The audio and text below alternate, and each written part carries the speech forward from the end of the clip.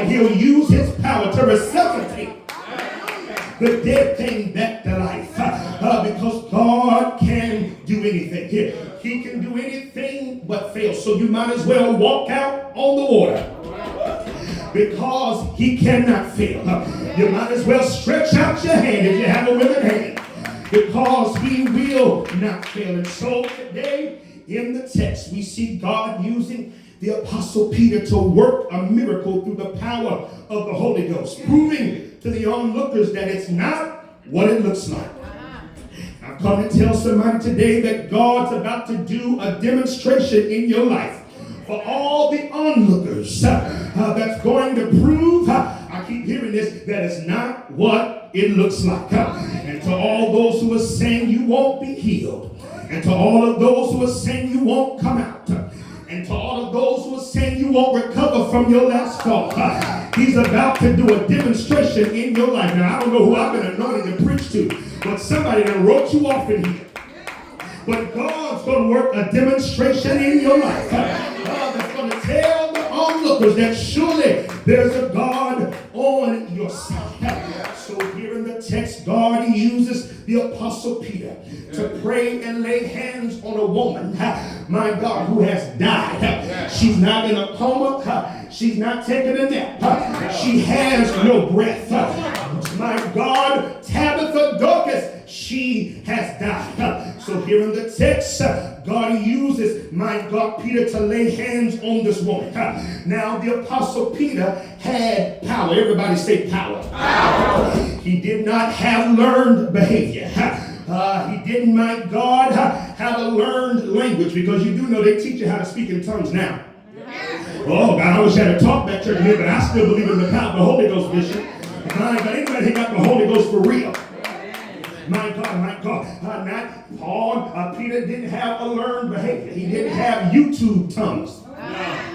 My God, he didn't have YouTube tongues, and he didn't have a form of godliness, but denying the power thereof. He wasn't shaking and didn't have no power. But Apostle Peter was a disciple who had power. He saw Jesus. This same Peter, he was chosen and affirmed by Jesus. This is the same Peter who walked out on the water. This is the same Peter. He was a fisherman that became a fisherman of men. We're talking about the same Peter that was in the Garden of Gethsemane when Jesus was, my God, battling with his humanity and his divinity. We're talking about that same Peter who was on the Mount of Transfiguration and saw Jesus transfigured. He was there when Jesus raised Jairus' daughter from the dead. So Peter was filled with the Holy Ghost in the upper room, and he came downstairs healing the sick and raising the dead, my God, and performing miracles. He was a true apostle. Everybody say a true apostle. True. And although Peter had an apostolic function, I want you to know that the same power that Peter had, you got to through the power of the Holy Ghost. Look at your neighbor and say, neighbor, if you have the Holy Ghost, then you got power too. That's why you don't have to wait on the bishop to cast the devil out. And you don't have to wait on the apostle to prophesy, my God.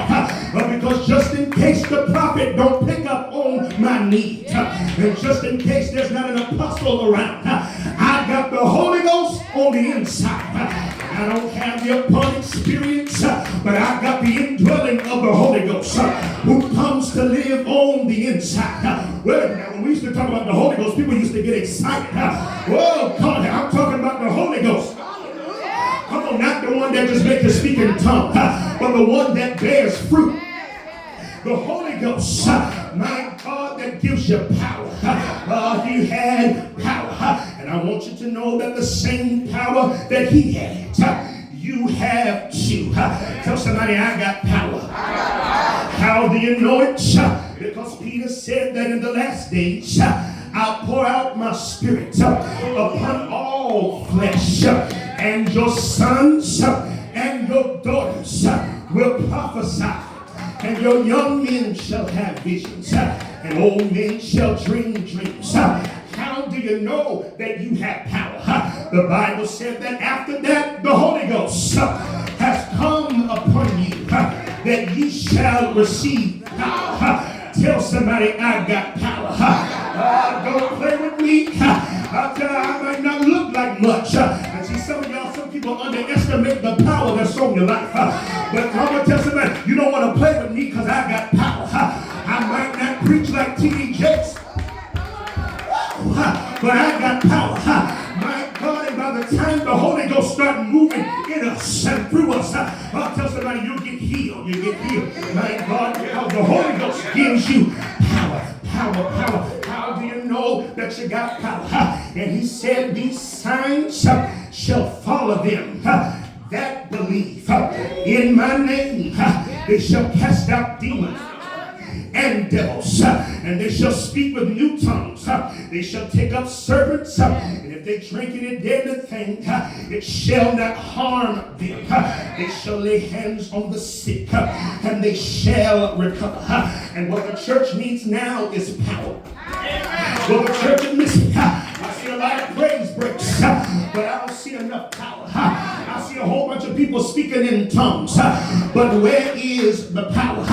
What happens? When was the last time we saw the devil cast out?